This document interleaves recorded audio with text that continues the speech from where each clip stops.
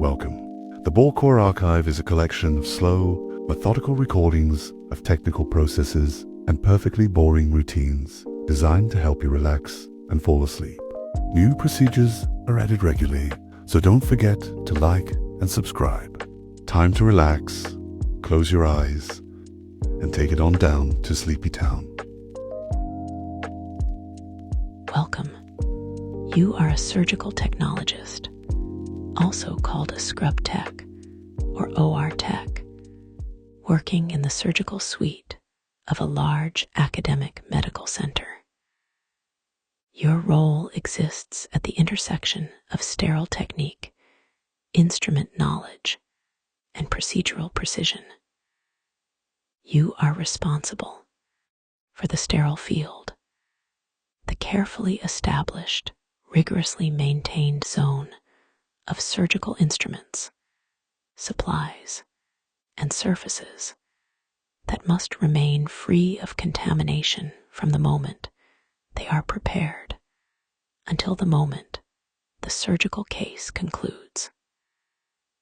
The surgeon operates within the sterile field. You manage it. The operating room, abbreviated OR, is a room of considerable complexity. It is not a large room. Most operating rooms are approximately 400 to 600 square feet in total floor area, roughly the size of a modest two-car garage. Within that space are a surgical table, an anesthesia machine, and its associated cart and monitors, a back table and instrument stands, overhead surgical lights on articulating arms, a ceiling-mounted surgical boom carrying gas lines and electrical connections, wall-mounted monitors, a warming cabinet for irrigation fluids, a supply cart, a waste receptacle system, and an assortment of other equipment whose specific contents vary by surgical service.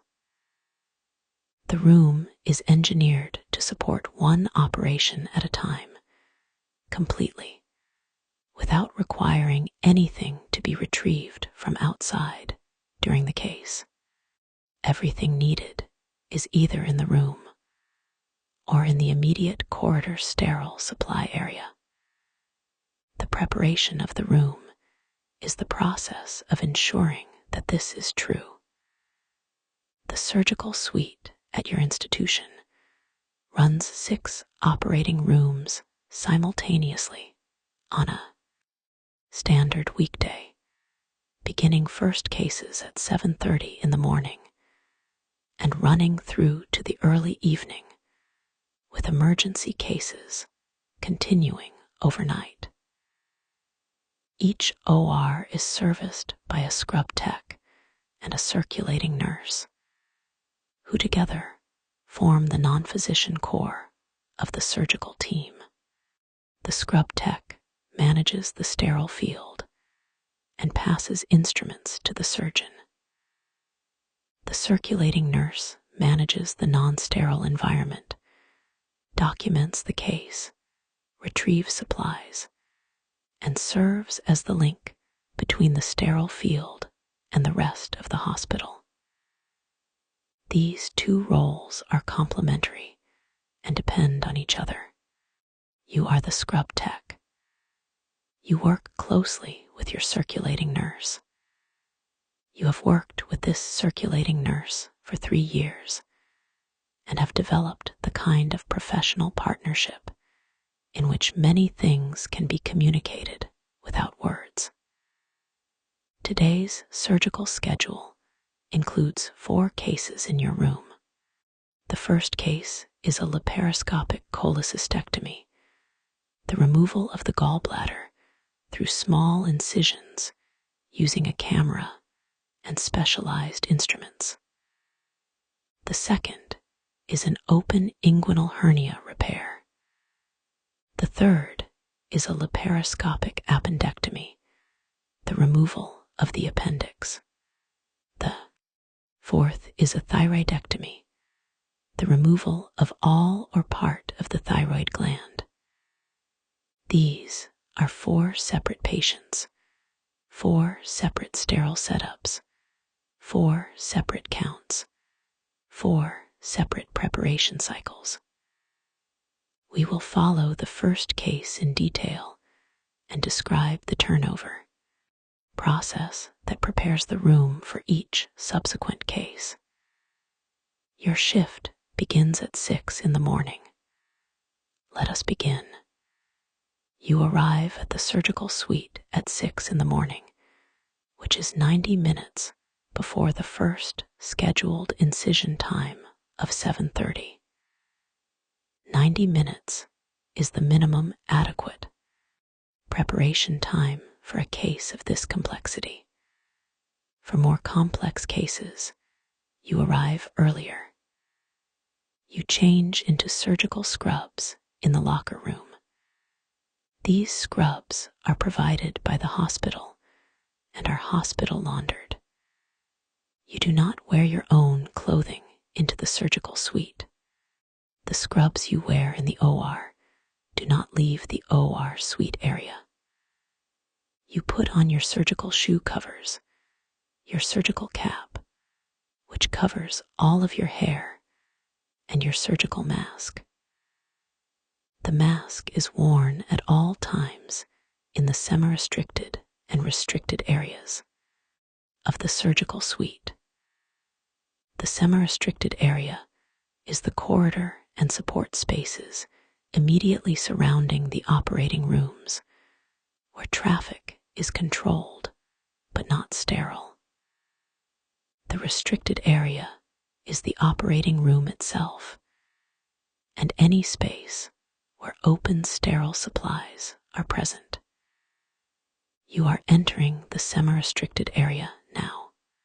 The surgical suite is maintained at a positive air pressure relative to the surrounding corridors, which means air flows outward from the suite rather than inward. This prevents the migration of contaminated air from the hospital corridors into the surgical environment. The operating rooms themselves are maintained at a positive pressure relative to the suite corridor for the same reason. Air flows from the cleanest areas to the less clean areas, always moving away from the surgical field rather than toward it. The air handling system in the OR delivers filtered air at a rate of approximately 15 to 20 air changes per hour, which means the entire volume of air in the room is replaced 15 to 20 times every hour.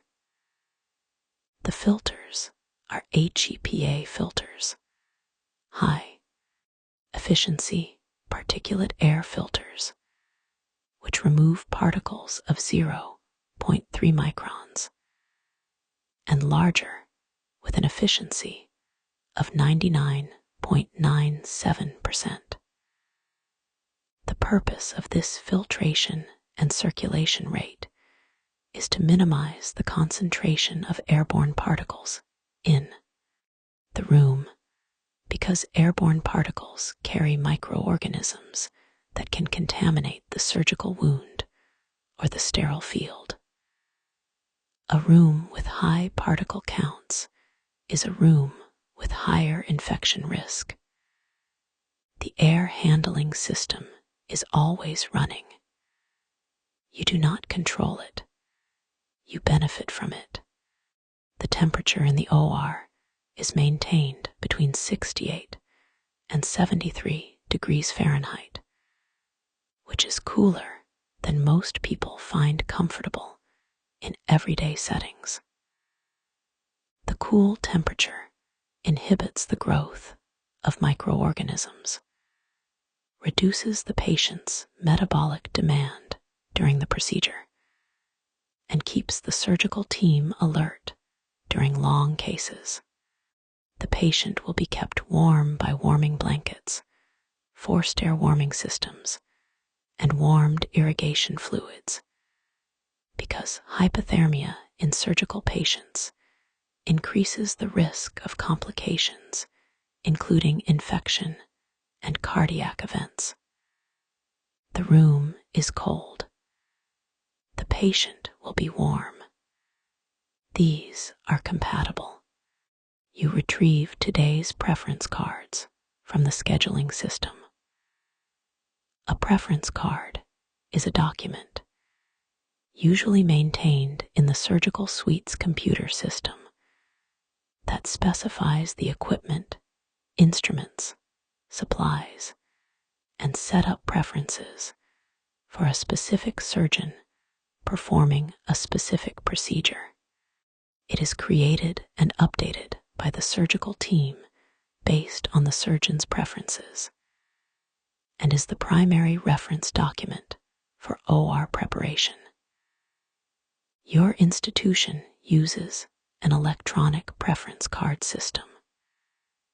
You print the preference card for Case 1, the laparoscopic cholecystectomy, and review it before touching anything in the room.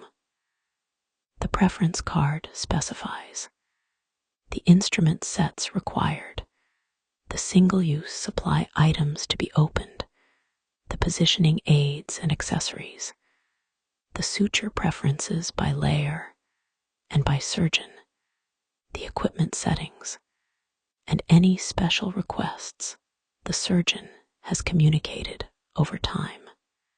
Some surgeons have very detailed preference cards running to multiple pages. Some have minimal cards and rely on the scrub tech's knowledge of their preferences. This surgeon's card is thorough and well maintained. You appreciate this. A thorough preference card means less uncertainty during setup and less chance of a delay during the case while a missing item is retrieved. You enter the operating room. It has been terminally cleaned after the last case of the previous day and is in a clean, prepared state. The surgical table is in its standard position, centered in the room under the overhead lights, adjusted to a standard height. The anesthesia machine is at the head of the table, positioned and connected. The equipment boom overhead carries the gas lines, electrical outlets, and monitoring connections. The room is clean, quiet, and ready to receive equipment and supplies. The first task is the equipment check. Before any sterile supplies are opened, you verify that all equipment in the room is functional and correctly set up. A piece of malfunctioning equipment discovered after the sterile field has been established is a significantly more disruptive problem than one discovered before. You work through the equipment systematically. The surgical table is examined and tested. You verify that all table functions are operational. Height adjustment, tilt, Trendelenburg, and reverse Trendelenburg.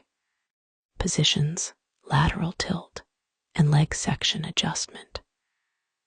The table controls are on a handheld pendant that hangs from the table rail.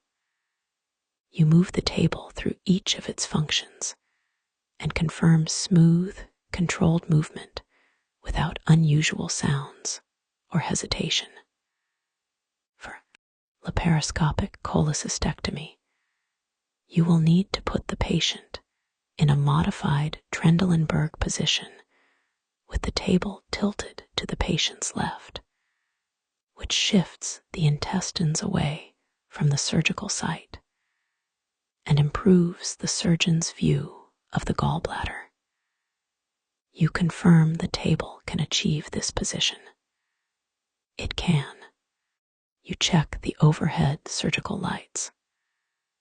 The lights are ceiling mounted on articulating arms, and each light head can be adjusted in multiple axes to direct illumination precisely at the surgical field. The light heads must be adjusted without contaminating the sterile field once the case begins, which is done either by the surgeon and assistant using sterile handles attached to the light heads, or by the circulating nurse repositioning the lights from their non-sterile bases. You verify that both light heads are functioning and that the sterile handles are available for attachment. You adjust the lights to a starting position that will be approximately correct for the laparoscopic case and will be fine adjusted once the patient is positioned. You check the electrosurgical unit, the ESU, also called the Bovie, after the inventor, who developed the technology in the 1920s. The electrosurgical unit uses high-frequency electrical current to cut tissue and coagulate bleeding. It is one of the most frequently used pieces of equipment in modern surgery, and one of the most important to have functioning correctly before the case begins. You power on the unit, verify that the alarm system is functional, and confirm that the settings are at a baseline appropriate for this procedure. A standard blend cut setting for the monopolar electrosurgery, and a bipolar setting for the bipolar electrosurgery that will be used during the laparoscopic portions of the case.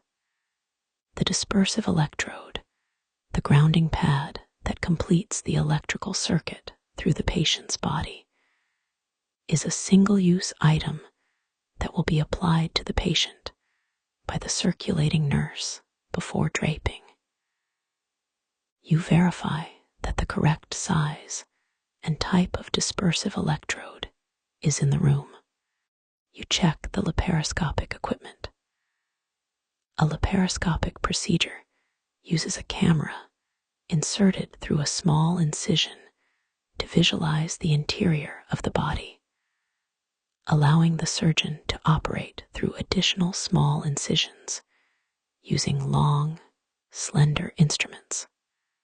The laparoscopic system consists of a camera head and cord, a light source, an image processing unit, and a monitor mounted on a mobile tower that is positioned where the surgeon can see it during the case. You power on the laparoscopic tower and verify that the monitor displays a clear image when the camera is connected to the light source. You white balance the camera, a calibration step that corrects the camera's color rendering by pointing the camera lens at a white surface and pressing a calibration button on the camera head.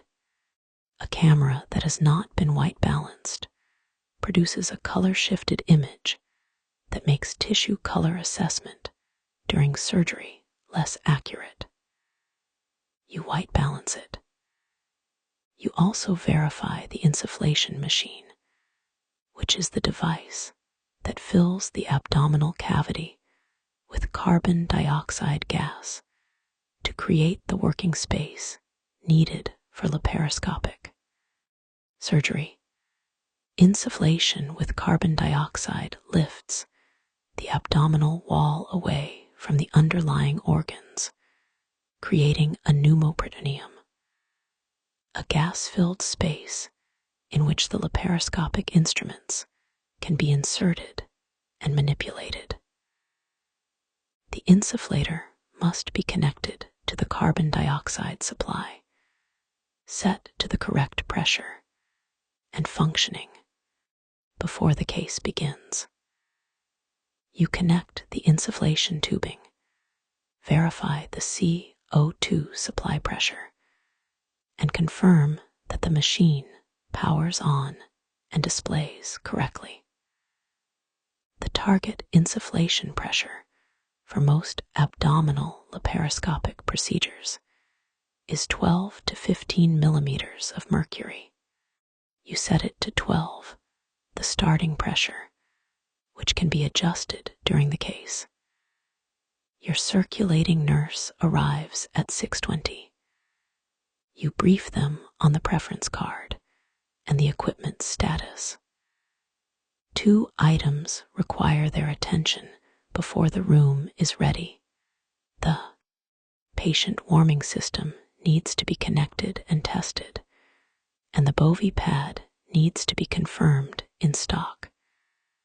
Your circulating nurse addresses both. The warming system is confirmed functional. The Bovie pads are in stock. You proceed to the sterile setup. Section 4. Opening sterile supplies, 6:30 a.m.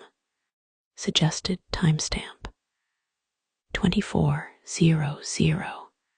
The sterile setup begins.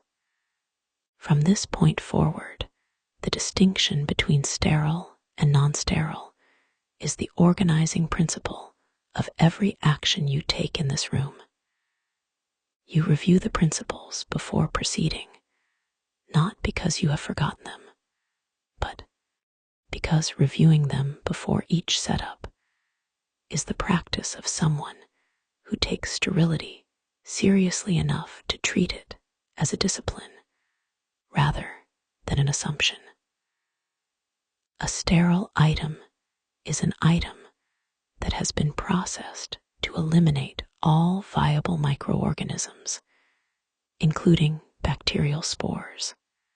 Sterile items are either commercially packaged as sterile, factory sterilized before delivery to the hospital, or sterilized by the hospital's sterile processing department using steam, ethylene oxide gas, or other approved sterilization methods. A sterile item that has been properly packaged remains sterile until the package is opened, damaged, or compromised by moisture, excessive time beyond its expiration, or improper storage. Once a sterile item is opened onto a sterile field, it is the scrub tech's responsibility to maintain its sterility until it has been used or properly disposed of. The sterile field is defined by the sterile drapes placed over the back table, the Mayo stand, and ultimately over the patient. Only sterile items contact the sterile field. Non-sterile hands do not contact the sterile field. Non-sterile persons do not reach over the sterile field. The boundary between sterile and non-sterile is spatial. The tabletop surface of a draped sterile table is sterile, but the table's sides and undersurface are not. A sterile item that falls below the level of a sterile table is considered contaminated and is not returned to the sterile field. The boundary is real. It is maintained by human discipline, and it is the primary defense between the patient's open surgical wound and the microorganisms that would otherwise colonize it. Your circulating nurse opens the sterile supplies. The circulating nurse handles all non-sterile surfaces and presents sterile items to the scrub tech in a way that transfers them onto the sterile field without contamination. For a commercially packaged item, the circulating nurse peels the outer packaging apart, presenting the inner sterile contents over the sterile field so the scrub tech can accept them without touching the non-sterile outer packaging. For a wrapped instrument set, the circulating nurse places the wrapped set on a clean, dry surface and opens the outer wrapping layer by folding back the flaps away from the interior, presenting the inner wrapped contents for the scrub tech to retrieve. But you have not yet scrubbed, gowned, and gloved. You cannot touch the sterile field until you have done so. The opening of sterile supplies happens in sequence. The circulating nurse opens the supplies onto the back table after you have established your sterility, meaning after you have scrubbed your hands and forearms, been gowned by an assistant, and donned sterile gloves. Until that point, the supplies being opened are placed on a clean, but not yet sterile back table in their inner sterile packaging, waiting for you. The circulating nurse opens the following items onto the back table in their inner sterile packaging: the laparoscopic instrument set, a large wrapped tray containing the laparoscopic trocars, camera instruments, graspers, dissecting instruments, and clip applier. The open instrument set, a smaller tray containing basic instruments for the potential conversion to open surgery if the laparoscopic approach cannot be completed, and individual items specified on the preference card: the suction irrigation device, the electrosurgical pencil, the cautery cord, the camera cord, the light cord, the insufflation tubing, and the laparoscopic drape pack containing the sterile drapes for the patient. Each package is inspected before opening. You and the circulating nurse verify the integrity of the outer packaging with no tears, punctures, or signs of moisture contamination. The chemical indicator on the package, which changes color when exposed to the conditions of the sterilization process, and the expiration date, if applicable. A package with a compromised indicator, a damaged wrapper, or an expired date is not opened onto the sterile field. It is set aside for return to sterile processing. You have set aside packages in the past. You will do so again if necessary. The standard for what is opened onto the sterile field is not what appears probably fine. The standard is what is confirmed to be sterile. You leave the OR and go to the scrub sink, which is located in the corridor immediately outside the OR door. The scrub sink is a deep, stainless steel sink with hands-free, knee or foot-operated controls, designed to be used without touching any surface with hands that are in the process of being surgically prepared. Above the sink is a timer and a supply of surgical scrub brushes and sponges impregnated with antimicrobial scrub solution, typically chlorhexidine gluconate or povidone-iodine. The surgical scrub is not the same as ordinary hand washing. Ordinary hand washing removes transient microorganisms from the skin surface using soap and water. The surgical scrub goes further. It removes both transient microorganisms and reduces the population of resident microorganisms, those that live permanently in the skin's surface, layers to the lowest achievable level. It uses an antimicrobial agent with residual activity that continues to reduce microbial populations under the glove during the case.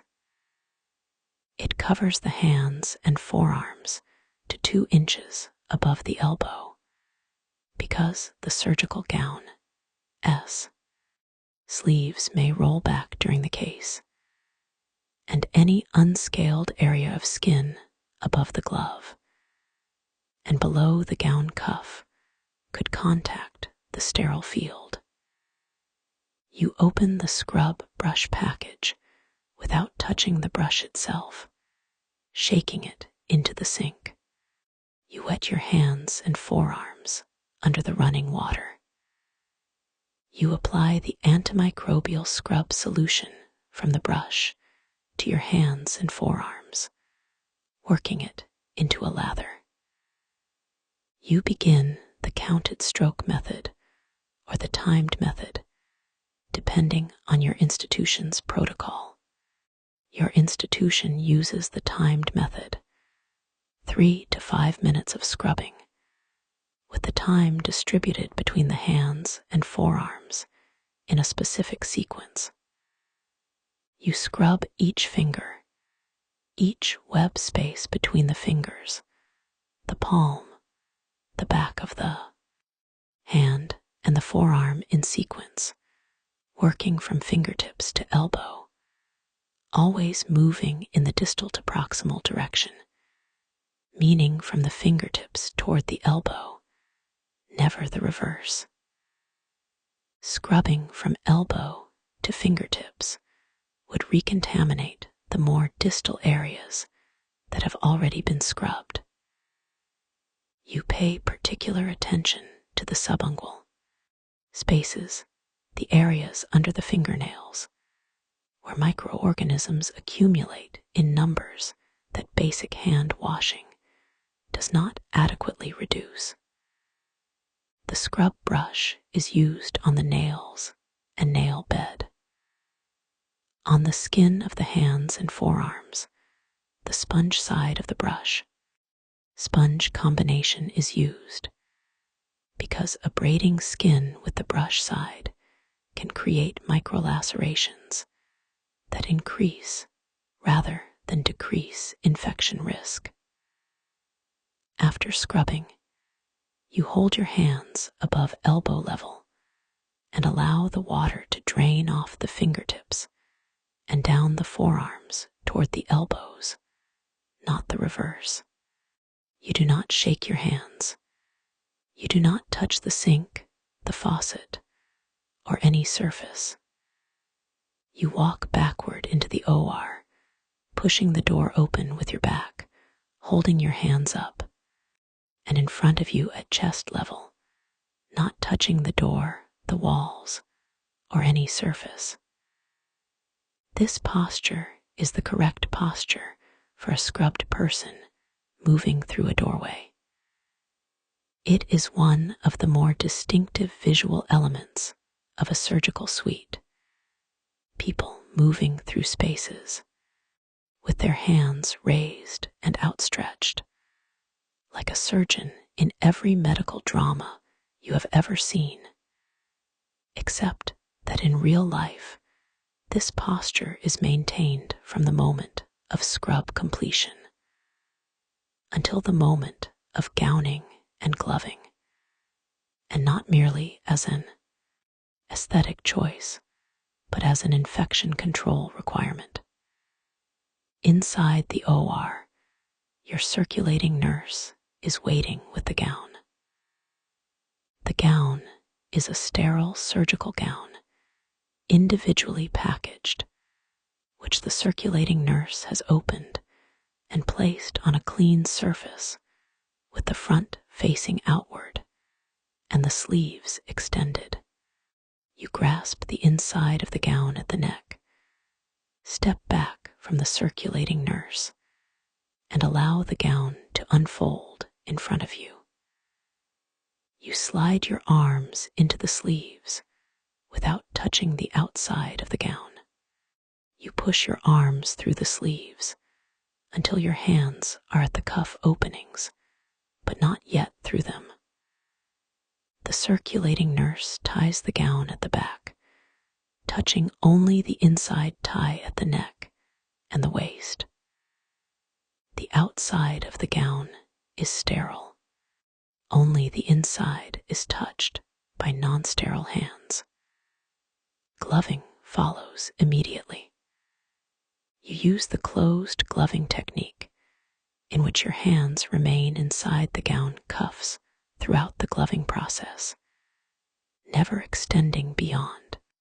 The cuff, using the gown cuff as a barrier between your bare hands and the outside of the sterile gloves. You pick up the first glove through the gown cuff, place it palm down on the palm of your opposite gowned hand, unfold the glove cuff over the gown cuff, and draw the glove onto your hand by pulling the cuff over the sleeve and onto the wrist. You repeat for the second hand. When both gloves are on, you adjust them by touching only the sterile outer surfaces, never inserting an ungloved finger under the cuff of a glove that has already been placed.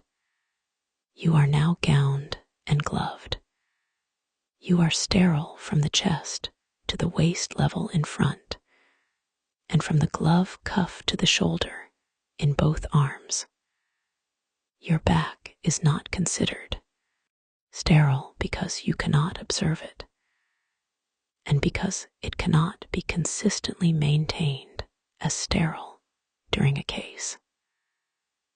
The front of the gown below the waist is not considered sterile because it is below the level of the sterile field and may brush against non-sterile surfaces during movement. You operate within these boundaries automatically and without conscious thought at this stage of your career, in the same way that experienced drivers do not consciously think about not driving into the oncoming lane. The boundary is internalized. You approach the back table, which the circulating nurse has draped with a sterile drape while you were scrubbing.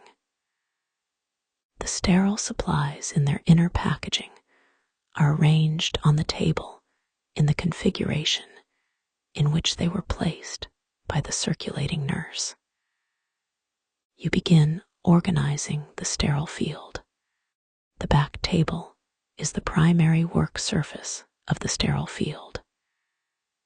It is a large, rectangle stainless steel table, approximately 3 feet by 5 feet, on which all of the instruments, sutures, sponges, and supplies needed for the case are organized and maintained. The organization of the back table follows a consistent logic that you have developed and refined over years of practice. Instrument categories are grouped together. Sharps are in designated locations and oriented consistently. Counted items are organized for easy verification, and frequently used items are positioned for efficient retrieval during the case.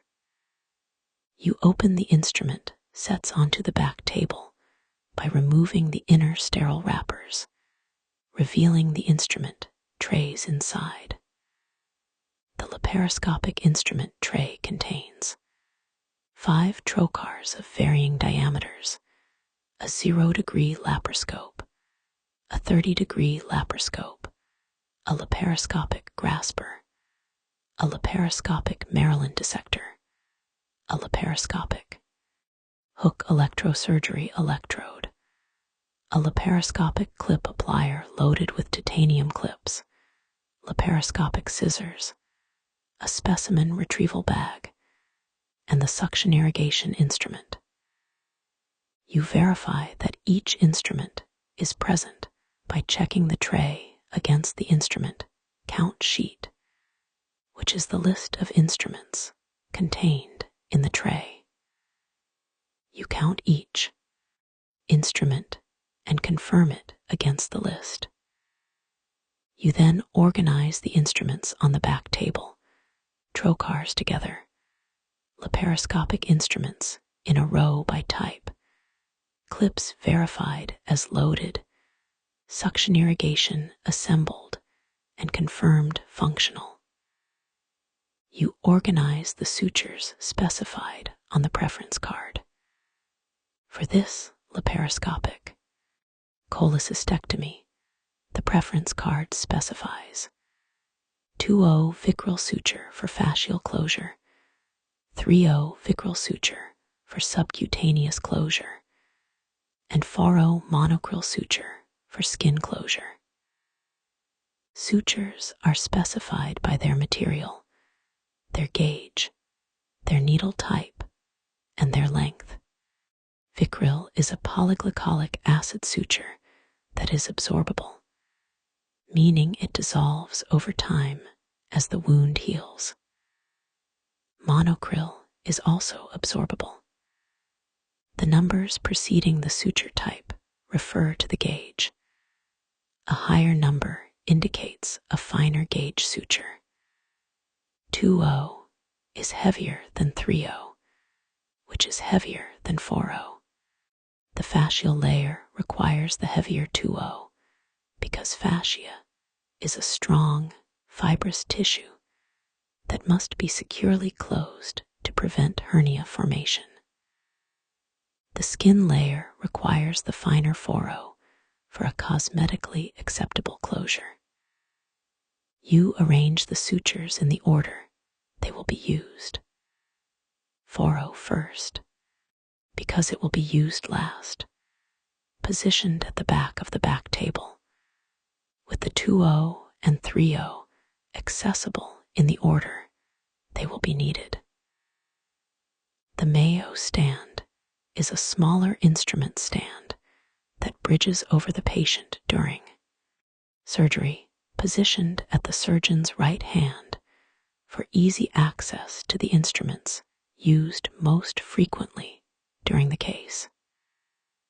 You set up the Mayo stand with the instruments that will be in constant use: the electrosurgical pencil, the laparoscopic clip applier, the grasper, and the dissector. These are the instruments that will be passed back and forth most frequently between you and the surgeon. Their presence on the Mayo stand means they are within immediate reach without requiring a turn to the back table each time. You also prepare the sponge count. Surgical sponges, called lap pads or lap sponges, are large absorbent pads used to control bleeding, absorb irrigating fluids, and protect tissue during the procedure. They are also one of the most critical items to count, because a sponge inadvertently left inside a patient at the end of surgery is a retained surgical item, a serious adverse event with potentially severe consequences for the patient. Sponges used in surgery are marked with a radiopaque strip, visible on X-ray, so that an X-ray taken at the end of a case can identify any retained sponge. But the primary prevention of retained sponges is the count. You count every sponge before the case begins, at the time of closure, and at the end of the case. The count is conducted aloud, with both you and the circulating nurse counting simultaneously, each sponge held up and counted sequentially. For this case, you have 20 lap sponges. You count them 1, 2, 3 through 20.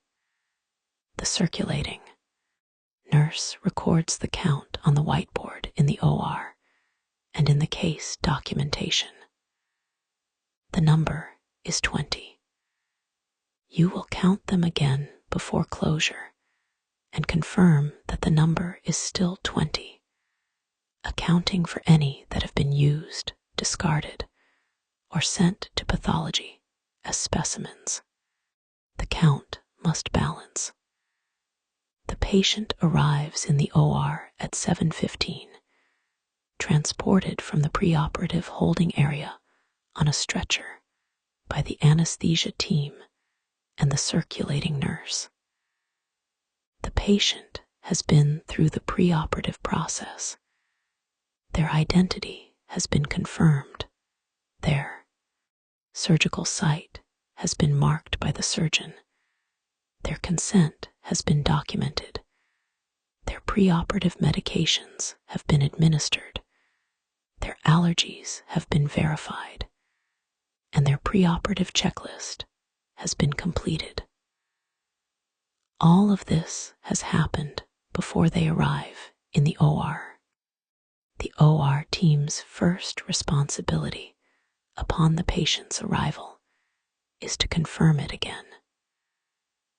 The surgical timeout, mandated by the Joint Commission since 2004, is a formal pause before every surgical procedure, during which the entire team verbally confirms the patient's identity, the procedure being performed, the surgical site and side, the patient's known allergies, and any relevant information about the patient's condition or the anticipated procedure. The timeout is performed before incision, after the patient has been positioned and draped. It is not a formality. It is the mechanism by which wrong patient, wrong site, and wrong procedure surgeries are prevented. Wrong site surgery, which means operating on the wrong body part or the wrong side of the body, occurs more frequently than most people outside surgery know. The Joint Commission tracks adverse surgical events and reports that wrong site surgery occurs in approximately 1 in every 112,000 procedures in the United States. In absolute numbers, at the volume of surgical procedures performed annually in American hospitals, this means several hundred wrong site surgeries per year. The surgical timeout, the site marking protocol, and the informed consent process collectively form the system designed to prevent these events. The system works when it is followed completely and consistently. When it is abbreviated, rushed, or treated as a formality, the protection it provides decreases accordingly. You participate in the timeout with full attention every time, without exception. The patient is transferred from the stretcher to the operating table with assistance from the team. For the laparoscopic cholecystectomy, the patient is positioned supine, meaning lying on their back, with arms extended on arm boards at approximately 45 degrees from the body. Arm positioning must protect the brachial plexus, the network of nerves that passes through the axilla and provides sensation and motor function to the arm. If the arm is extended too widely or positioned with excessive hyperextension at the shoulder, brachial plexus injury can result. The arm boards are positioned at the correct angle. The patient's arm position is verified by the anesthesiologist, who will have the patient's arms in proximity to their own position at the head of the table. The dispersive electrode for the electrosurgical unit is applied to the patient's thigh by the circulating nurse on the same side as the dominant operating field, on a site with good tissue contact, free of hair, bony prominences, and implanted metal. The electrode is confirmed adherent. The circulating nurse connects it to the ESU. The circuit is complete. Compression stockings, or sequential compression devices, are applied to the patient's legs to prevent deep vein thrombosis, DVT, during the procedure. The combination of surgical positioning, the effects of general anesthesia on blood vessel tone, and the extended period of immobility during surgery create conditions favorable for clot formation in the deep veins of the legs. Sequential compression devices inflate and deflate in a wave pattern along the calf, simulating the muscle pump action that normally drives venous return during walking. They are applied before induction and remain on throughout the case. The circulating nurse applies them. You note they are on. Anesthesia is induced. The anesthesiologist administers induction agents, typically a combination of propofol for sedation, an opioid for analgesia, and a neuromuscular blocking agent to facilitate endotracheal intubation. The patient loses consciousness. The neuromuscular blockade relaxes the muscles of the larynx and jaw, and the anesthesiologist intubates the trachea with a cuffed endotracheal tube, securing the airway for the duration of the procedure. The anesthesia machine ventilates the patient mechanically. Monitoring leads display heart rate, blood pressure, oxygen saturation, end-tidal carbon dioxide, and neuromuscular blockade level on the monitors at the head of the table. The patient is asleep, breathing is controlled, and the surgical team can begin preparing the surgical site. Surgical site preparation is the cleaning and disinfection of the patient's skin in the area where incisions will be made. The purpose is to reduce the density of microorganisms on the skin's surface to the lowest achievable level before the skin barrier is breached by the surgical incision. No preparation method sterilizes the skin because microorganisms reside in the deeper layers of the hair follicles and sebaceous glands and cannot be fully eliminated by surface preparation. The goal is reduction, not elimination.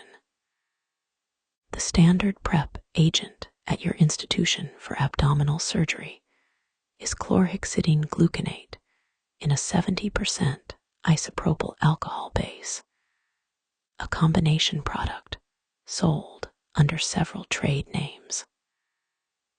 Chlorhexidine provides residual antimicrobial activity that continues after the prep solution dries. The alcohol provides immediate broad-spectrum kill of most microorganisms on contact. The combination is more effective than either agent alone, and is recommended by the Centers for Disease Control and Prevention for most clean and clean-contaminated surgical procedures.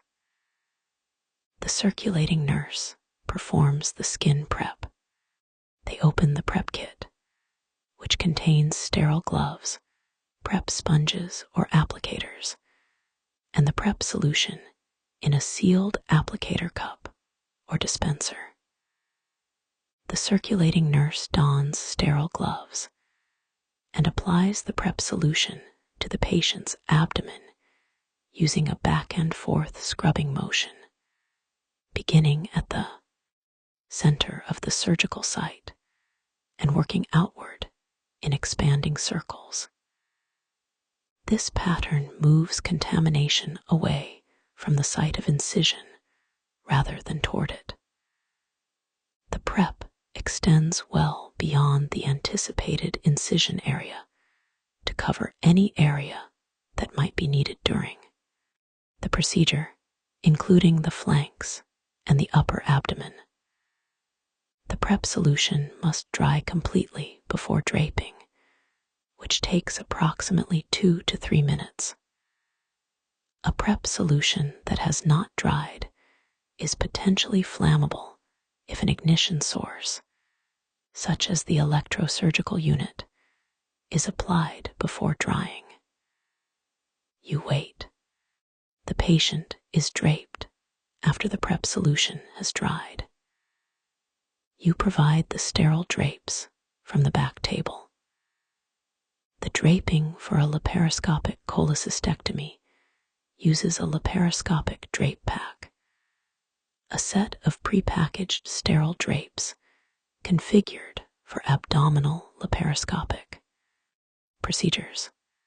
2 large drape sheets that cover the patient's lower body and upper body, respectively. A small aperture drape that creates the window through which the surgical instruments will pass, and an adhesive incised drape that adheres directly to the skin within the aperture, further reducing the number of organisms available at the incision site. The draping process requires choreography between you and the surgeon, who assists with draping from the sterile side, while the circulating nurse and anesthesiologist position the drapes from the non-sterile side and head of the table, respectively. You hand the drapes to the surgeon in the correct orientation. Watch that they are positioned correctly without touching non-sterile surfaces, and confirm the aperture is aligned over the prepared skin area. Each drape is placed deliberately, without shaking or fanning, which would disperse the drape's packaging particles into the room air and onto the surgical field. Drapes are unfolded carefully, positioned precisely, and secured without adjustment once placed. The incised drape, a clear plastic adhesive film, is applied last over the surgical aperture. You peel the backing from the incised drape and apply it smoothly to the prepped skin, pressing firmly to ensure complete adhesion without air bubbles. The surgeon will make incisions through this film. The film adheres the surrounding skin flora to itself, preventing skin edge bacteria from migrating into the wound during the procedure. After draping is complete, the sterile field extends across the draped patient, across the Mayo stand, and back to the back table, a continuous sterile surface in which the only breaks are the incised drape aperture and the areas of the gowns below the waist and on the backs of the team members. You and the surgeon move within this field. The circulating nurse remains outside it. The surgical timeout is performed. The circulating nurse reads from the timeout checklist. Patient identity confirmed by name and date of birth. Procedure confirmed as laparoscopic cholecystectomy with possible open conversion. Operative site confirmed as right upper quadrant abdomen. Allergies reviewed and confirmed no latex or medication allergies. Surgical site marked by surgeon confirmed. The surgeon, anesthesiologist, and you verbally confirm each item. The timeout is complete. The surgeon requests the knife. The knife is a number 10 blade scalpel, assembled on the back table and loaded onto a scalpel handle before the case began. You pass it to the surgeon handle first, blade away from both of you, in a deliberate transfer that minimizes the risk of a needle stick or blade injury. The safe passing of sharps in the operating room is one of the more consistently emphasized aspects of scrub tech training and practice. Because sharps injuries in the OR are a real occupational hazard with potential for exposure to bloodborne pathogens, including hepatitis B, hepatitis C, and HIV. The neutral zone, also called the hands-free technique, is the practice of placing sharps in a designated location on the sterile field, such as a small basin or a magnetic pad, rather than passing them hand to hand. Your institution recommends the neutral zone. For the initial skin incision, a direct hand-to-hand pass with the handle-first orientation is standard. You pass it correctly. The surgeon makes the initial skin incisions at the 4 trocar sites, one at the umbilicus for the camera, one at the epigastric midline for the primary working port, and 2 along the right costal margin for the additional working ports. You manage the Mayo stand and the back table throughout the case, anticipating the surgeon's needs based on your knowledge of the procedure steps and the surgeon's preferences. Anticipation is the primary skill of an experienced scrub tech, providing the next instrument before it is requested, having the clip applier loaded and ready at the moment the surgeon reaches the cystic duct, understanding from the pace and character of the dissection where the surgeon is in the procedure and what will be needed next. The laparoscope is inserted through the umbilical trocar after insufflation of the abdomen with carbon dioxide. The abdomen is inflated to 12 millimeters of mercury, and the camera confirms visualization of the operative field. The surgeon maneuvers the grasper through the right lateral port, grasps the fundus of the gallbladder, and retracts it cephalad and laterally, exposing the porta hepatis, the area where the cystic duct and cystic artery enter the gallbladder. The surgeon dissects the peritoneum, overlying the cystic duct and cystic artery using the Maryland dissector, the hook electrode, and a combination of blunt and sharp dissection until the critical view of safety is achieved. The critical view of safety is the anatomical standard that must be met before any structure is clipped and divided during a laparoscopic cholecystectomy. It requires that the hepatocystic triangle be cleared of all fat and fibrous tissue, that the lowest portion of the gallbladder be dissected free from the liver bed, and that only two structures be seen entering the gallbladder: the cystic duct and the cystic artery. The critical view of safety is the safeguard against bile duct injury, the most serious complication of laparoscopic cholecystectomy, which occurs when the common bile duct is mistaken for the cystic duct and divided. The critical view ensures the surgeon is certain of the anatomy before dividing anything. The surgeon photographs the critical view with the laparoscopic camera for the operative record. You observe the monitor. The critical view is achieved. You load the clip applier with titanium clips. The surgeon calls for clips. You pass the clip applier from the Mayo stand, and the surgeon applies 2 clips to the cystic duct and 2 to the cystic artery, proximal and distal to the proposed division points. The scissors are passed.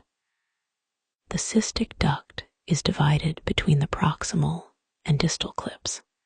The cystic artery is divided between its clips. The gallbladder is now detached from its vascular and ductal connections. It remains attached to the liver bed and must be dissected free. The hook electrode is used to dissect the gallbladder off the liver bed, coagulating small, bleeding points as the dissection proceeds. You monitor the cautery unit throughout this phase, confirming the settings remain appropriate. The surgeon works systematically from the fundus toward the neck, the cystic duct stump peeling the gallbladder free. When fully dissected, the gallbladder, distended with bile and stones, is placed in the specimen retrieval bag you pass from the back table. The bag is closed around the specimen, and the specimen is extracted through the enlarged umbilical trocar site. The specimen is passed to the circulating nurse for labeling and pathology submission.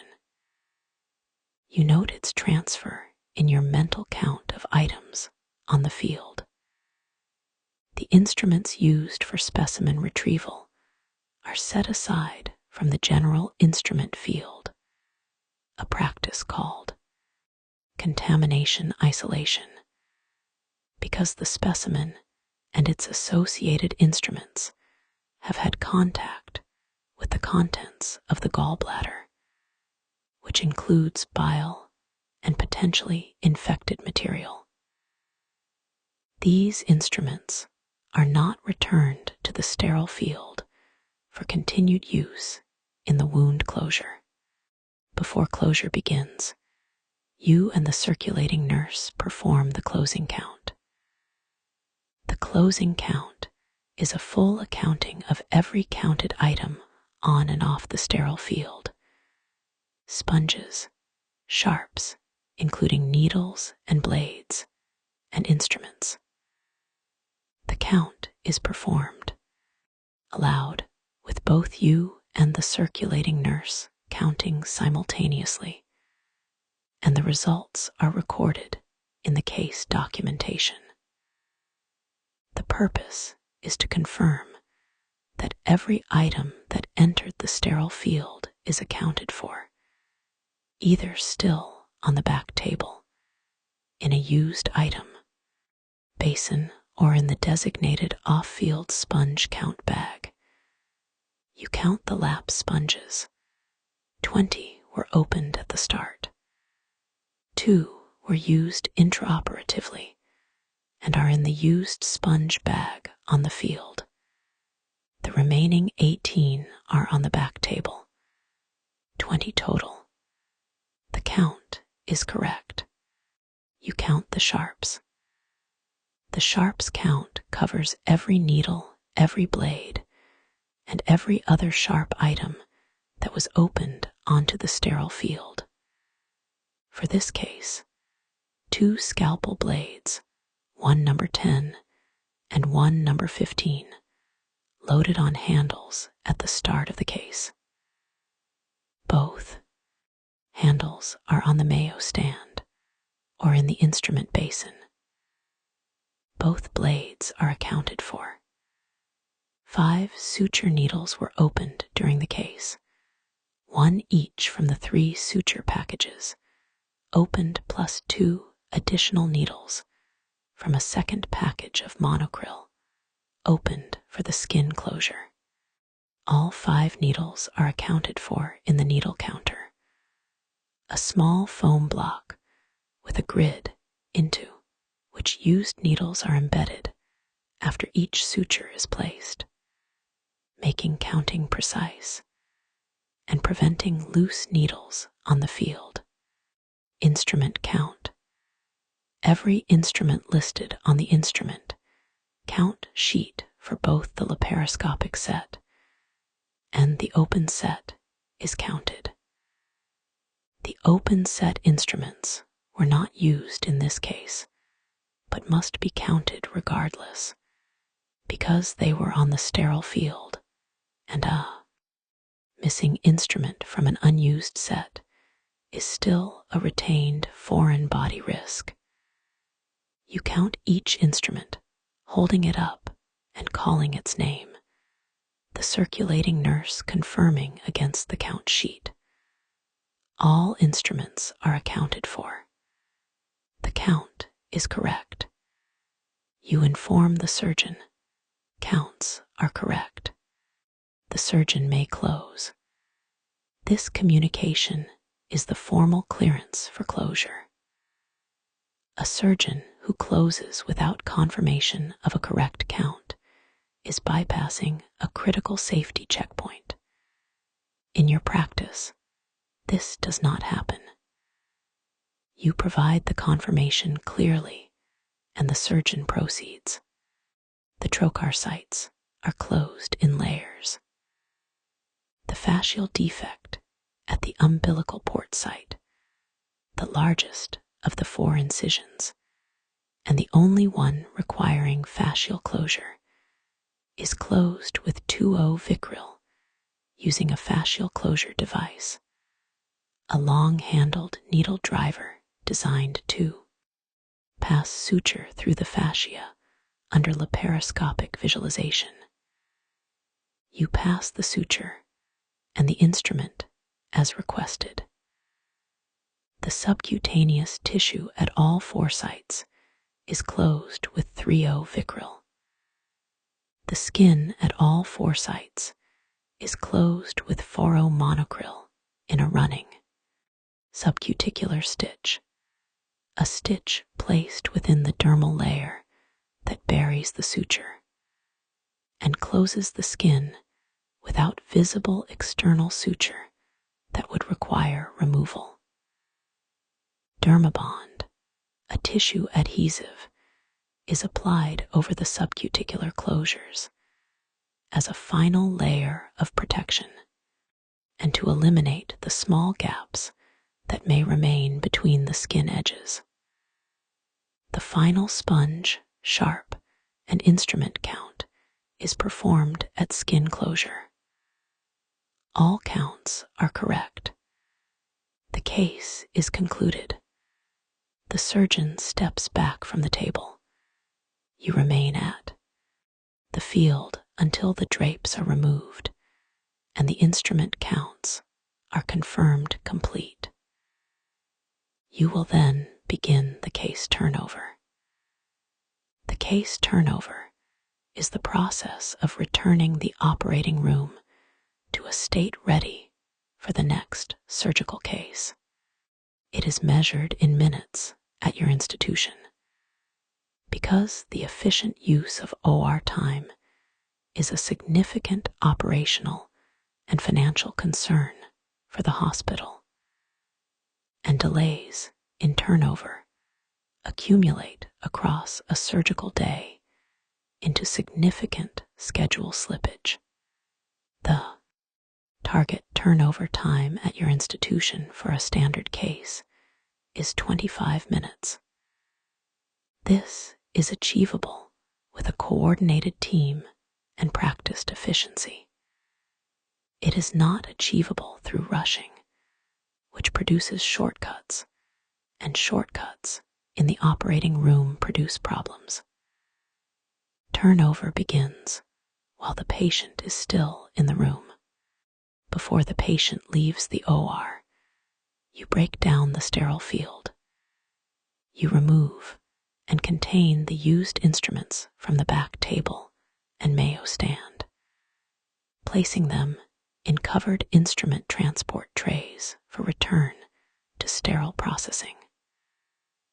The used sponges and disposable supplies are separated into the appropriate waste streams. Infectious waste, which includes anything contaminated with blood or body fluids, goes into red biohazard bags. Sharps go into the sharps container. Recyclable items that were not contaminated go into general waste or recycling as appropriate. The drapes are removed from the patient by the circulating nurse and anesthesiologist, contained in the appropriate waste bag. You remove the specimen and confirm its labeling with the circulating nurse before it leaves the room. The specimen label must match the patient's identity and the procedure. A mislabeled surgical specimen is a patient safety event. You verify the label aloud: patient name, date of birth, date of surgery, operative site, specimen description. The circulating nurse confirms. The specimen leaves the room for pathology. The patient is transferred from the operating table to the transport stretcher and taken to the post-anesthesia care unit, PACU, by the anesthesiologist and circulating nurse. You remain in the OR to continue the breakdown. The anesthesia machine is not your responsibility. The anesthesia technician manages its breakdown and preparation for the next case.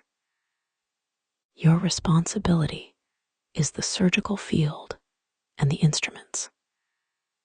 The used instruments in their transport trays are taken to the decontamination area of the Central Sterile Supply Department, the same department described in the sterile processing script in this series.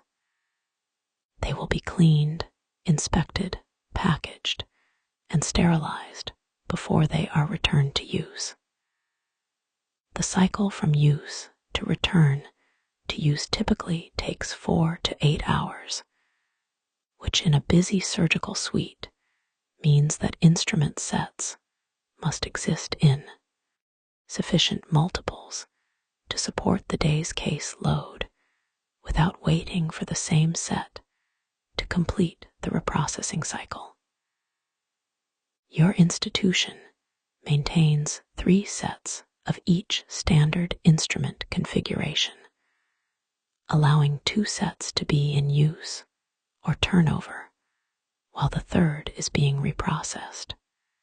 The OR is cleaned between cases by the environmental services team assigned to the surgical suite. This cleaning is called an interim cleaning or between case cleaning and is less comprehensive than the terminal cleaning performed at the end of the day. The interim cleaning addresses the surgical table and all surfaces that may have been contacted by blood or body fluids, the floor under and around the surgical table, the Mayo stand and back table, and all surfaces within the surgical zone. The cleaning uses hospital-grade disinfectant with a tuberculocidal kill claim, applied with single-use microfiber cloths or mops that are not reused within the suite. The environmental services team works systematically from cleanest to dirtiest and from high surfaces to the floor, preventing recontamination of cleaned surfaces. The cleaning takes approximately 10 minutes for a standard case without significant blood spillage. While the room is being cleaned, you are preparing the instrument sets for the next case. The preference card for case 2, the open inguinal hernia repair, specifies a different instrument set configuration. A general soft tissue set with the open hernia repair instruments, a mesh product for tension-free repair, and sutures appropriate for the multi-layer closure of an inguinal hernia. You retrieve the correct instrument sets from the sterile supply area, verify the packaging integrity and chemical indicators, and have them ready to open when the cleaning is complete and the next case preparation begins. The operating room cannot function without the sterile processing department, and the sterile processing department's work is entirely in service of the operating room's needs. The relationship is total and bidirectional. What the OR uses, the SPD cleans and returns. The cycle does not stop. The instruments returned from case 1 of today's schedule enter the decontamination area of the SPD in their covered transport trays. The decontamination process has been described in detail in a previous script in this series, so we will summarize here. The instruments are manually pre-cleaned, then processed through the washer disinfector, then inspected, then assembled and packaged, then sterilized. The sterilization cycle for a standard instrument set in a steam sterilizer takes approximately 50 minutes from load to completion. The pre-cleaning, washing, inspection, assembly, and packaging before sterilization takes approximately 90 minutes. Total processing time from receipt of contaminated instruments to return of sterilized instruments, approximately 2.5 to 3 hours. The implication for the surgical schedule is that an instrument set used in the first case of the morning will not be available for reuse until approximately mid-morning at the earliest. The surgical schedule must therefore be built with sufficient instrument set, inventory to support the simultaneous caseload. At your institution, each OR running simultaneously requires an independent instrument setup, and with 6 ORs running, the instrument inventory must support 6 concurrent setups, plus enough redundancy to cover the reprocessing cycle time. The SPD and the surgical suite maintain collaborative awareness of inventory levels and reprocessing throughput throughout the surgical day. Instrument tracking is conducted through a barcode or RFID system that logs each instrument set's movement through the cycle, which OR it came from when it arrived, in decontamination, when it was loaded into the washer, when it was packaged, which sterilizer load it went into, what the sterilization parameters were when it was returned to the sterile supply area, and which OR it was dispatched to for the next use. This tracking serves two purposes. The first is operational. Knowing where every instrument set is in the cycle allows the SPD to prioritize reprocessing of sets that are most urgently needed in the OR. The second is quality and safety. If a sterilization failure is identified, the tracking system allows immediate identification of which cases used instruments from the affected load, enabling rapid notification of the surgical team, and, if necessary, clinical follow-up for the affected patients. You are aware of the SPD's work in a functional sense. You depend on it every time you open a sterile instrument set. You also interact with it directly when you identify an instrument during inspection that has a defect. The defective instrument from case 1 this morning, a laparoscopic grasper jaw that shows slight misalignment, has been tagged and will be evaluated by the SPD technician during the inspection phase. If it can be repaired, it will be repaired and returned. If it cannot, it will be removed from service and replaced.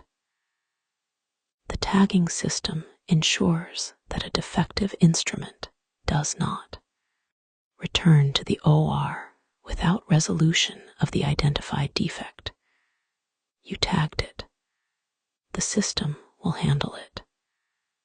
The third case of the day, the laparoscopic appendectomy, is prepared using a setup very similar to the cholecystectomy from this morning.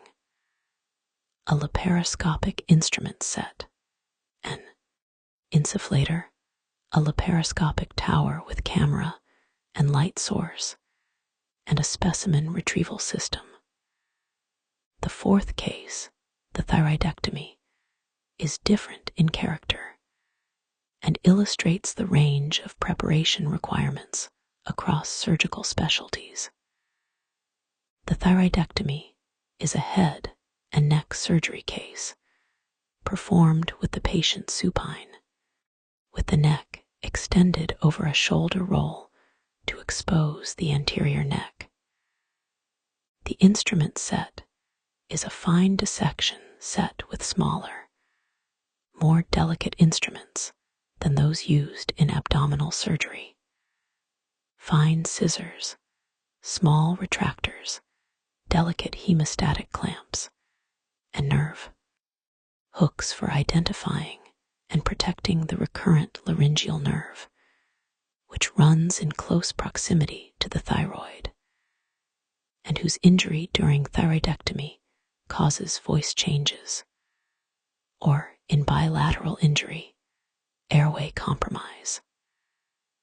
The recurrent laryngeal nerve must be identified and protected throughout the dissection. Nerve hooks are passed repeatedly during the thyroidectomy to gently palpate and expose the nerve's course. Thyroid surgery also uses intraoperative nerve monitoring, IONM, a technique in which electromyographic electrodes are placed in the endotracheal tube, contacting the vocal cords and connected to a nerve monitoring system. When the surgeon stimulates the recurrent laryngeal nerve with a specialized probe, the nerve monitoring system detects the resulting muscle activity in the vocal cord and produces an audible signal confirming that the nerve is intact and functional. This feedback allows the surgeon to identify the nerve's location before it is visible, to confirm its integrity after dissection, and to detect any compromise that might indicate impending injury. You set up the nerve monitor as part of the thyroidectomy preparation. The monitor unit is positioned where the surgeon can see and hear it. The probe is on the sterile field. The system is tested before incision. Specialty cases across surgical services each have their own setup requirements, their own instrument configurations, and their own technology platforms. Orthopedic surgery requires powered instruments, specialized retractors, implant trays, and fluoroscopic imaging. Cardiac surgery requires cardiopulmonary bypass equipment, specialized cannulas, and an entirely different set of instruments and sutures calibrated to cardiovascular tissue. Neurosurgery requires microscopes, ultrasonic aspirators, and instruments measured in millimeters rather than centimeters. Ophthalmic surgery requires instruments finer than most macroscopic surgeries use, measured in fractions of a millimeter, and handled with a delicacy that standard surgical instruments do not require. Each specialty has its own body of technique, preference, and preparation requirement. A surgical technologist who works across specialties must maintain competency in each area's specific requirements. At your institution, surgical technologists are assigned to a primary service area, usually 1 or 2 surgical specialties, and develop deep expertise in those areas, while maintaining basic competency in all services to cover emergencies and scheduling gaps. You are primarily assigned to general surgery and some laparoscopy subspecialty work. You are competent to scrub for emergency cases in other services. You are not the most experienced person available for a complex elective cardiac case. These distinctions are known and managed by the scheduling system. The surgical schedule, which looked fixed when you reviewed it this morning, is subject to change. Emergency cases preempt scheduled cases. Add-on cases are inserted when operating room availability exists, and cases run long or short in ways that cascade through the day's schedule. Accommodating this variability without compromising the preparation standards that protect patients is one of the operational challenges of the surgical suite. An emergency case is a case that cannot wait for the standard scheduling process. A ruptured abdominal aortic aneurysm, a penetrating abdominal injury, a bowel perforation with peritonitis, an ectopic pregnancy with hemorrhage. These are conditions that require immediate surgical intervention, and their arrival in the emergency department can redirect an OR room within minutes. When an emergency case is called, the OR charge nurse identifies which room will receive it. The anesthesia team prepares for emergency induction, and the scrub tech assigned to the emergency room begins an emergency setup. An emergency setup is a full OR preparation completed under time pressure. The standard for an emergency general surgery setup at your institution is to have the room ready within 15 minutes of receiving the call. 15 minutes to open sterile supplies, set up the back table and mayo stand, scrub, gown, glove, and have the sterile field ready for patient arrival. This is achievable because the preparation steps themselves are abbreviated only in pace, not in completeness. You work faster. You do not skip the packaging inspection. You do not skip the count. You do not skip the equipment check. You do everything in the correct sequence, faster. The emergency setup is one of the scenarios in which the partnership between scrub, tech, and circulating nurse is most critical. The circulating nurse opens supplies simultaneously with your setup, calling out each item as it is opened, allowing you to confirm without pausing your own work. The room is set up as a team, with each person performing their role in parallel rather than sequentially. Communication is continuous and precise. Items are confirmed by name and count. The sterile field is established correctly in 15 minutes because the team knows the procedure without narrating it to each other. Add-on cases inserted into the schedule during the day, require a different kind of flexibility. An add-on case for an elective procedure, one that has been scheduled and then rescheduled to fill a gap created by a cancellation, should be treated with the same preparation rigor as any planned case. The patient has not done anything wrong by being an add-on. The preparation for their case should not reflect the scheduling circumstances of how they came to be in the OR today. You set up add-on cases with the same attention you bring to every other case. This is not a performance of conscientiousness. It is conscientiousness. Cases that run long are managed by communicating the delay to the scheduling team, which adjusts the subsequent cases on the schedule accordingly.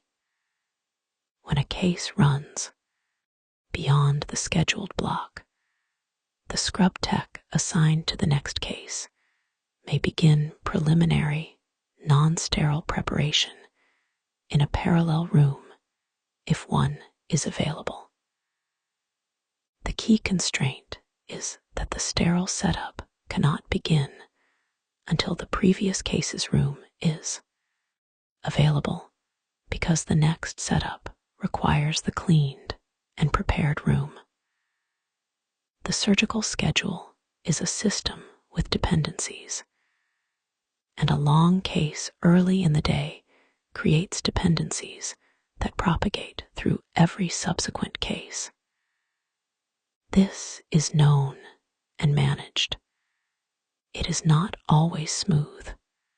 The surgical count has been mentioned several times in this script, and it deserves a dedicated discussion because it is among the most consequential procedures in the operating room, and because the way it is structured reflects lessons learned from a history of retained surgical items that caused patient harm. A retained surgical item is any item that was intentionally introduced into the surgical field and was not intentionally removed at the the end of the case. The most common retained surgical items are sponges, needles, and instruments. Retained sponges account for approximately 50% of all retained surgical item events. Retained needles account for approximately 30%. Retained instruments are less common, but more serious in terms of the damage they cause when they are discovered. The sequelae of a retained surgical item range from an incidental finding on post-operative imaging to life-threatening infection, intestinal obstruction, organ perforation, or fistula formation. A retained sponge in the abdominal cavity, if not identified promptly, will cause a foreign body reaction, an inflammatory response to the foreign material that results in adhesion formation, abscess, and chronic infection. The patient may present weeks or months after surgery with pain, fever, and a pelvic or abdominal mass, which on imaging shows a dense opacity consistent with a retained foreign body. The discovery of a retained sponge requires a return to the operating room and a second surgical procedure with all of its associated risks. The counting procedure is designed to prevent this. It is based on a simple principle. Count everything that enters the sterile field before the case, and count it again at closing and at the end of the case. And if the counts do not balance, do not close until the discrepancy is resolved. The resolution of a count discrepancy before skin closure prevents the retained item scenario entirely. The resolution after closure, if an item is found to be missing after the patient has been closed, and a count discrepancy was missed or incorrectly resolved, requires an intraoperative X-ray to search for the missing item before the patient leaves the room. Count discrepancies occur. They occur with some regularity in busy surgical suites and are not always indicative of a retained item. The most common causes of count discrepancies are items that were removed from the room without being recorded, items that fell off the sterile field and were disposed of without notification to the scrub tech, and counting errors by the counting team. When a count discrepancy is identified, the correct response is a thorough and systematic search. The sterile field, the used sponge bag, the floor, the waste containers, the area behind and under the furniture, and if the missing item cannot be found, an intraoperative X-ray.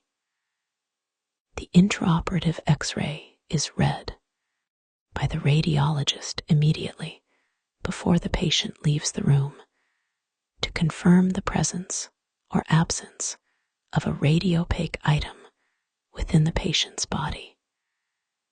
You have had 2 count discrepancies in your career. Both were resolved before closure. One by finding a sponge that had fallen into the kick bucket without being recorded, and one by an X-ray that confirmed the abdomen was clear, and a subsequent search that found the missing needle embedded in the packaging of a suture that had been placed in the waste bin. Both discrepancies were documented. Both resolutions were documented. The documentation of count discrepancies and their resolution is a quality improvement and risk management requirement. The events are reviewed to identify whether any process change would prevent similar discrepancies. In both of your cases, the reviews identified the contributing factor and recommended a process adjustment. The adjustments were implemented. You note this without particular pride. The process works when it is followed and improved. You follow it and contribute to its improvement. After the last case of the day is completed and the patient has left the room, the operating room undergoes terminal cleaning.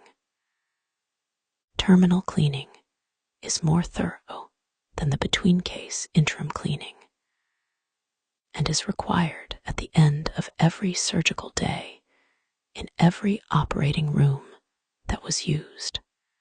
It is also required when the room has been used for a case involving a patient with a known multi-drug resistant organism, a MDRO, such as methicillin-resistant Staphylococcus aureus, MRSA, or Clostridioides difficile. C. diff, even if the room has already been cleaned since that case. Terminal cleaning of an operating room addresses every surface in the room, not just those in the surgical zone.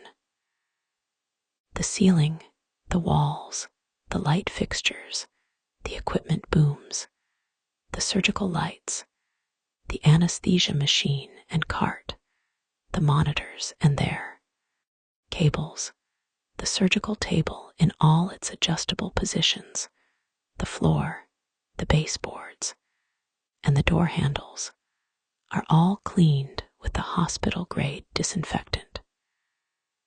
The cleaning is done systematically from ceiling to floor and from clean to dirty areas, using single-use cleaning materials to prevent cross-contamination between surfaces.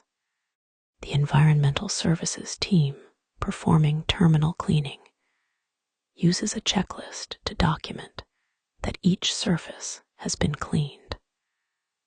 The checklist is initialed by the cleaner and reviewed by the charge nurse or OR supervisor.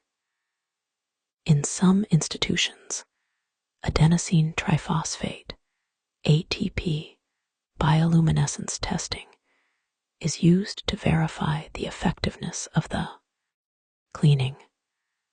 ATP is a molecule present in all living cells, including microorganisms, and an ATP swab test of a cleaned surface produces a quantitative measure of biological contamination. A high ATP reading on a surface that should have been cleaned indicates residual contamination and requires recleaning. ATP testing is a quality verification tool, not a substitute for the cleaning itself. After terminal cleaning, the room is restocked with basic supplies from the central supply area. New sterile drape, packs for the table, a fresh supply of gloves in the standard sizes used in this room, standard suture types that are commonly used across cases, and any other consumables that are maintained in room stock rather than retrieved per case. The restocking ensures that the room begins the next day's schedule with full supply availability. You complete your documentation for the day. Each case generates a scrub tech record that documents the case performed, the instrument sets used, the count results for each case, any count discrepancies, and their resolution, any implants or special items used, with their lot numbers and expiration dates, any unusual events during the case, including equipment malfunctions or sterility concerns, and the time from room entry to case end. This documentation is part of the patient's operative record and is retained in the medical record. It is also a source of data for quality improvement. Patterns of equipment malfunction, count discrepancy trends, or turnover time analysis. The documentation is not paperwork in the dismissive sense of tasks performed for their own bureaucratic sake.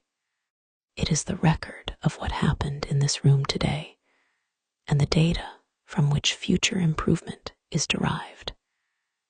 You remove your surgical attire in the locker room. You change back into your street clothes.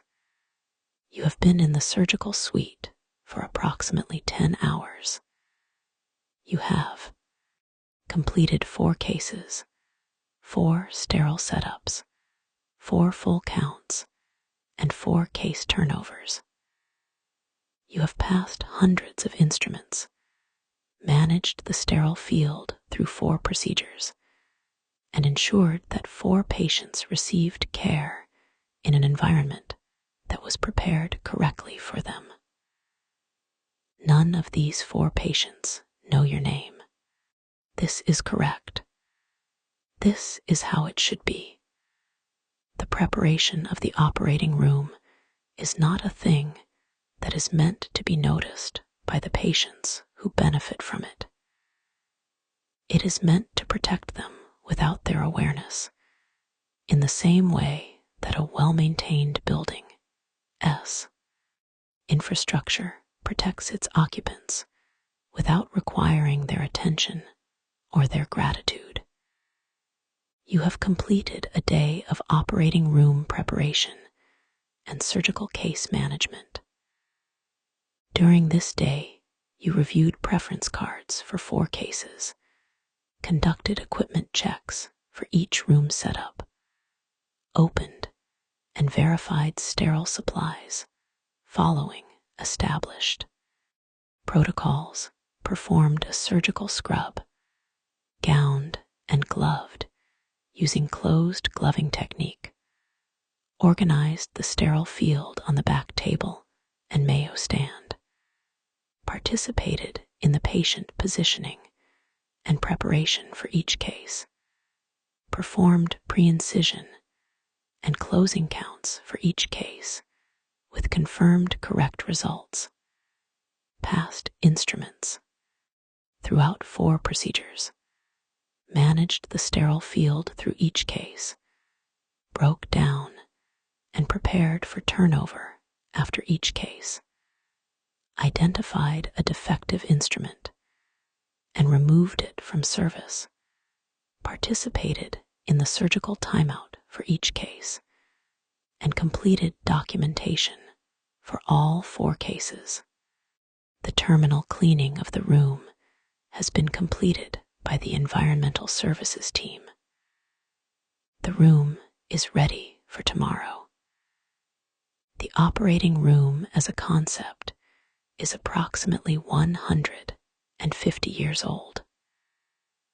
The first surgical procedures performed under antiseptic conditions following the introduction of antiseptic technique by Joseph Lister in 1867 were conducted in converted hospital wards and operating theaters with nothing resembling the controlled environment you worked in today. The understanding that microorganisms cause surgical infection, that contamination of wounds leads to sepsis and death, and that the environment of surgery must be controlled to prevent this contamination, developed gradually through the late 19th and early 20th centuries.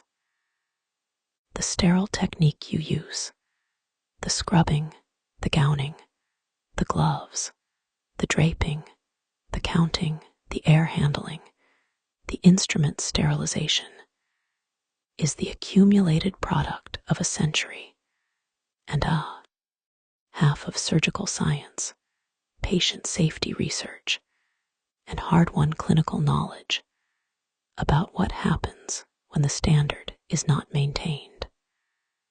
Surgical site infection, SSI, remains a measurable and serious outcome even in modern surgical practice. The rate varies by procedure type and patient factors, but across all surgical procedures in the United States, the surgical site infection rate is approximately 2 to 4%.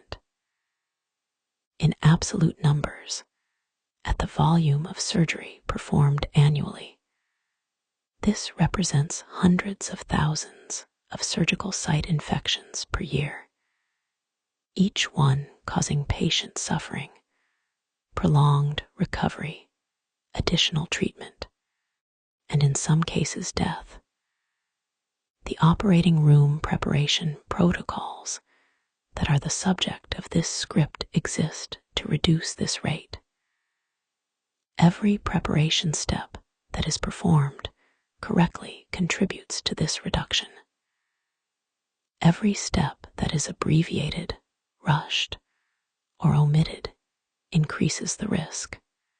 The patients who come to surgery are among the most vulnerable people in any hospital. They are anesthetized, unable to communicate or advocate for themselves, opened in ways that make them biologically exposed in a manner that has no parallel in normal human experience, and entirely dependent on the competence and diligence of the team around them. The scrub tech is one member of that team. The preparation of the sterile field is one element of that diligence. It is not glamorous work. It does not receive the professional recognition that accrues to the surgeon or the anesthesiologist.